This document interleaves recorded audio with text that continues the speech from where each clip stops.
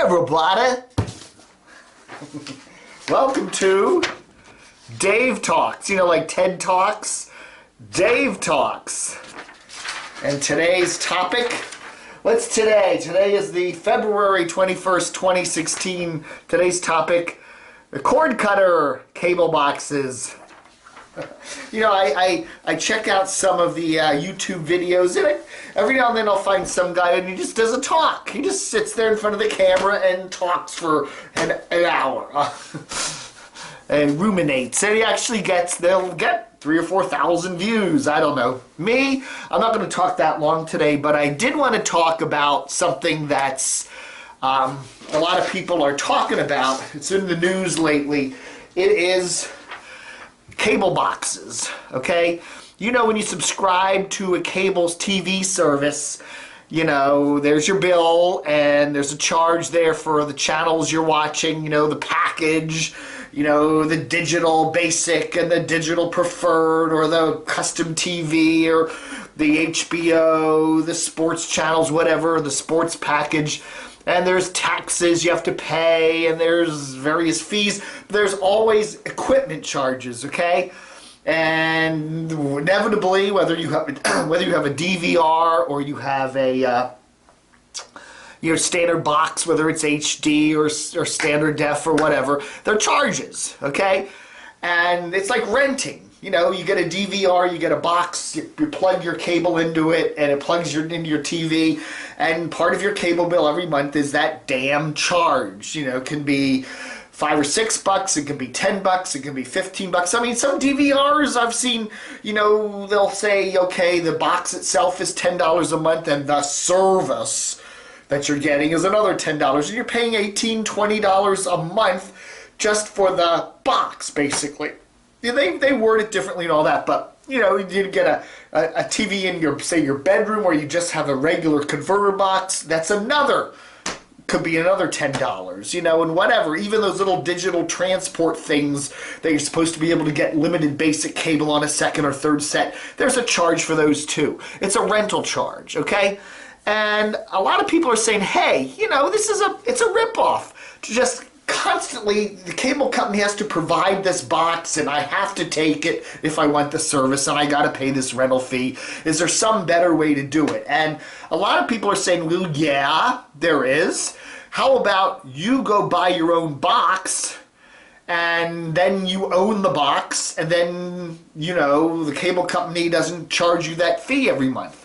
So all you're paying for are the channels you're getting and taxes or whatever. You don't have to pay that $10 or $15 or $20 for the DVR for the box every month. Saves you money. You add it up. Okay, I'm saving $20 a month in cable fees. That is a lot of money. You know, over the course of a year, 20 times 12 is $240. That's I'm saving. You know, here's the deal. A cable company, they get these boxes, okay? They're manufactured by a lot of different companies, okay? Motorola, Cisco, used to be Scientific Atlanta. I don't know. There's a whole bunch of different companies make these boxes, and cable companies buy them in bulk. I mean, they'll go to the company and they'll say, okay, let me see what time this is. Okay, 3 minutes. I'm just checking the clock. They'll go to a cable company, or they'll go to a supplier, and they'll say, okay, we want to buy X thousand boxes, okay? And they pay a fee, a wholesale fee or whatever, okay, a volume discount fee. I'm not going to pretend to know what that is, but you know, $50, $75 a box, that sounds about right. These things are cheap, they're mass-produced, they're made somewhere, you know, China, Burma, I don't know, somewhere over there, and so, yeah, so then they get these boxes, and then they put their name on them, Comcast or Fios or whatever, and then that's the boxes they use. And when the boxes go bad, and as they usually do because they're cheap, crappy boxes, they have a reconditioned place and they'll fix them or throw them out or whatever, and that's that. So that's how it happens, okay?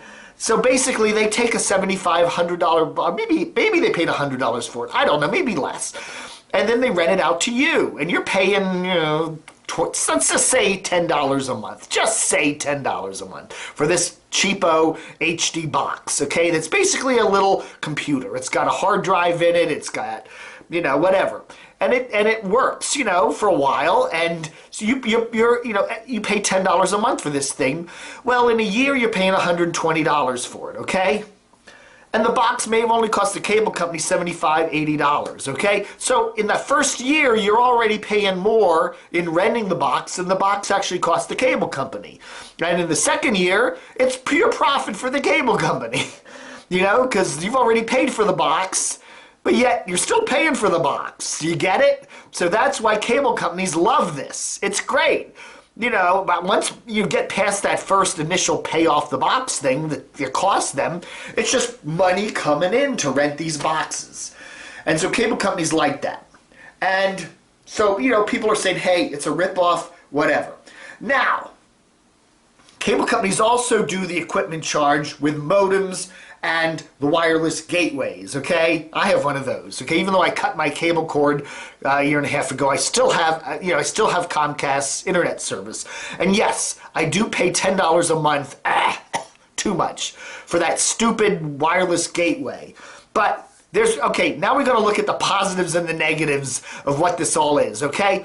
People tell me, yeah, Dave, you could go down to Best Buy and you could buy a wireless gateway, you could buy a modem, you could buy this, and plug it in and tell Comcast to take their cable modem back, and you would save money. And in the long run, yes, I would. But there's pluses and minuses, negatives and whatevers. The plus is, yes, in the long run, I would save money. Okay? Definitely. The negative is I have to put out a bunch of money initially to buy the equipment. Okay? So if I go in and I want a nice DOCSIS 3.0 cable modem, wireless router, it costs me $200-$300.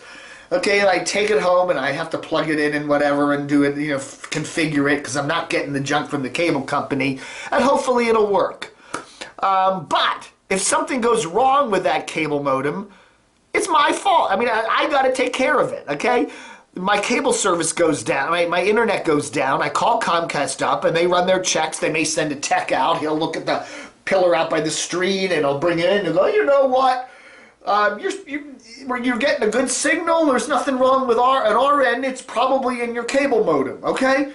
But since it's not our cable modem, it's up to you. Go take it into Best Buy, get it fixed, go get another one, I don't know. That's what they're going to tell you. So, then you have to take responsibility for trying to fix the problem. If it's their box, if it's their modem, they handle it. So you just say, I'm not getting good service. They send the guy out, he checks the wires, and he also checks the modem because it's their modem. So that's the advantage of leasing your equipment. And there are advantages. It's simpler. And they take responsibility for it, okay? And with a modem, everything's pretty much standardized in terms of how that signal, that internet signal gets into your house and how it's handled, and it's how it's done by the computer, whether you have a Mac or a Windows machine or whatever. It's all pretty much standard. The problem with TV side of things is that it isn't really. There are many, for example, Comcast in the Washington area has, I don't know how many systems. They own a system just about in every jurisdiction in the Washington area. And they have boxes that are made by different companies. We're not talking about cable boxes as opposed to modems. The cable boxes somewhere are made by Motorola, some places are made by Cisco, some are this, and they're not interchangeable. They're like different systems. So the system in Columbia, Maryland may be different than the system in Reston, Virginia. They have different equipment even. And they're not necessarily compatible. I remember when they were doing the digital upgrades, going from analog to digital a couple years ago, it was like some cable systems got upgraded first simply because they had different kinds of boxes made by different companies that had the equipment available, where other systems had to wait longer, even though they were all owned by the same company, because the boxes weren't available. Arlington, for example, they were one of the last cable systems in the Comcast system in Arlington was one of the last cable systems to go all digital simply because they have a particular type of equipment. And they can't switch that out. It's once you have thousands and thousands of boxes in people's homes, you can't just take them all back and give them all new ones. It's a tremendous a pain in the butt to do that. So that's the deal. So, okay, so here's what happens. You say, the FCC just did this ruling where they're at least moving in that direction where they're saying, okay, you can buy your own box. We're going to move to that day where you don't have to lease the box from the cable company, your DVR, your HD box, whatever.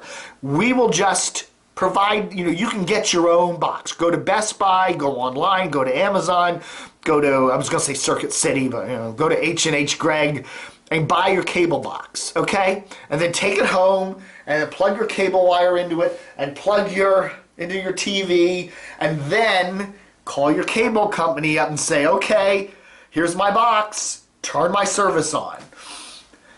Well, guess what's going to happen? You can just guess what's going to happen.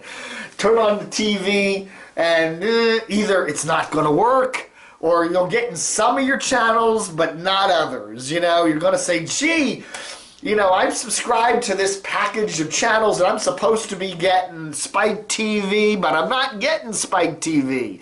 Where is it? And what channel number is it on? Well, you might be getting it, but it might not be on the channel number that you think it's on, or you might, whatever. It's, you might end up getting most of your channels, but not all of them, and they might be on different numbers, and because the cable box that you're buying in the store is not exactly compatible with the cable system you have. Because why? Because there isn't really a big standard like there is at least with the internet thing. The internet is just bringing like one service in. Now you've got all these channels, you got different manufacturers, you got older and newer systems, you got all this other stuff. So that's what the cable companies are saying. The cable companies are saying, this is a good, you may sound like a nice idea, simple, but just buying your cable box from a company, but from Best Buy or whatever, but at the same time, it's going to be a mess. And it's going to take years. It could take theoretically years to get a standard. If somehow the cable industry and the equipment manufacturing industry and the retailers all want to sit down and hammer out one common standard and then have all the cable companies, despite who makes their equipment currently, their distribution gear, their reception box gear, make a big common standard. And that could well happen someday. But you know what? It's probably going to be years away. So what's going to happen is the average consumer is going to say, okay, I paid $250 for this wonderful Samsung box that's supposed to be compatible. I plug it in, and I'm getting some of my channels, but not all of them. I can't do online ordering, and some of my DVR function features aren't working, and it's just a mess.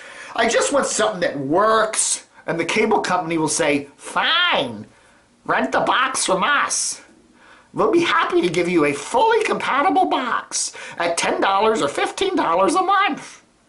And what the cable company could also do is even if you bring your own box, they could still hit you with a fee.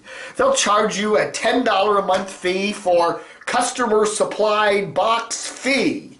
That's to cover the costs associated with varying standards of all these different boxes. That's an acquired cost for the cable company, and they're going to pass it on to you. So not only now are you going to be getting yourself rid of the rental fee for the equipment rental, by buying your own cable box, but now you're going to be paying a monthly fee, which is not a rental fee, it's just a fee, so that, they can interface with your non-company box. So you see, in the long run, it's all a mess. It's just a giant mess. And that's what the FCC loves to do. I'm not blaming, I think what the FCC's mind is in the right way here. It's a good idea, I think, to take the monopoly away from cable companies in terms of leasing boxes, but at the same time, it's just going to make a giant mess. And basically, as always, the customer will end up losing. Okay? So, what to do? What to do? Okay, here's what we got. This is my Comcast. Even though I don't have Comcast cable, I can still go on Xfinity.tv, and there are all these streams of channels. There's the Weather Channel, Fox News, CNN, Headline News, a whole bunch of channels. And if I had a subscription, you know, just say, hey, give me the package deal that has TBS on it, I could then go right on my computer without a box, without any cable TV technically at all, and I could watch all these channels just directly by streaming them, okay? And I can do that, I can stream other services right now just by having the internet. I can stream Hulu and Netflix and YouTube, and I can go on into, you know, I can do HBO, I can do all this stuff. So that's really where we're going.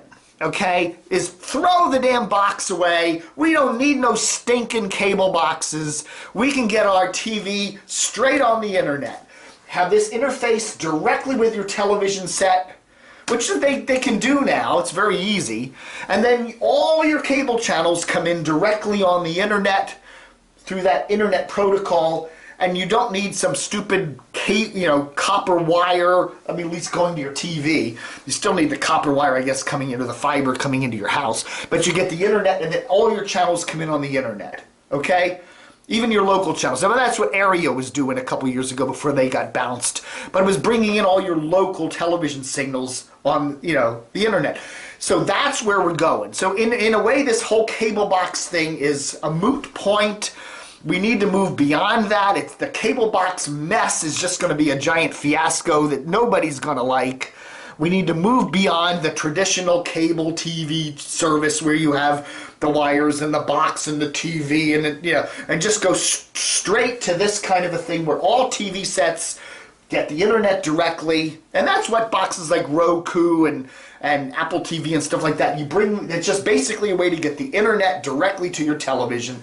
And once we do that, we can say goodbye to those stupid cable boxes, and this whole FCC mess will go away, you know. But so what I'm saying is, sit back and enjoy this giant mess with the FCC and the cable providers and the box thing, and just say, you know, I'm better than that. I can go around it and go around it. TV to me is not that important. I don't know. There's so many more things in life that are important to me. I don't want 300 channels of cable TV. I want 5 or 6 that I like, and that'll do me just fine. And if I can stream them all and I can get a nice monitor with a nice sound system, I'm good. And that's what I do now. And so the whole cable box thing, it's a joke. Laugh about it. But it's a mess. It's a giant mess, and it will, whatever's going on now, it will be a giant mess. So realize that's what the FCC likes to do, is take something that's already almost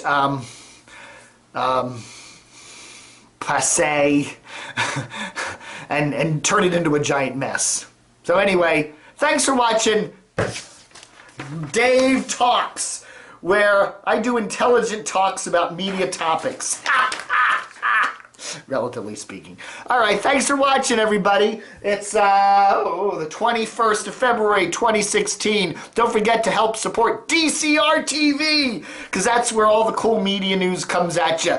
We cover the Washington, Baltimore area. We go up the Northeast Corridor, and we do national stuff on our Facebook page, facebook.com/DCRTV, Twitter, YouTube, the whole shebang. Thanks for watching, and aloha, baby.